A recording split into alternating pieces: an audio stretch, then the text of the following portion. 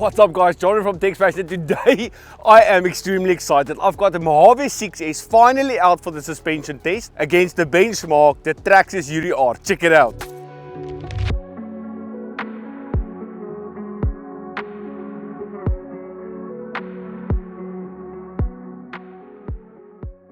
So what we want to find out today is we want to see if there's any comparison between a Mojave 6S that's got 4 shocks and a Traxxas UDR that's got 8 shocks.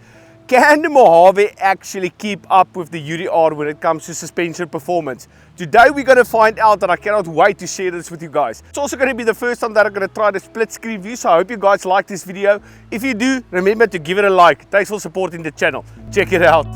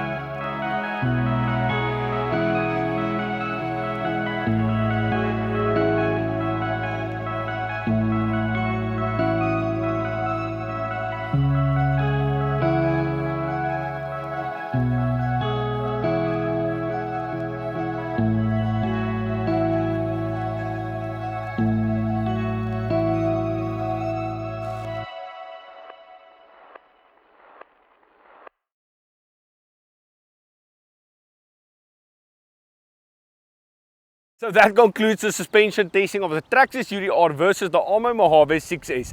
Let me know in the comments down below, which one do you think performed the best? I think it's obvious guys, the UDR is just in a class of its own. It's got 4 shock absorbers and 4 dampers, and that just shows in the beautiful way that it performs on these suspension tests.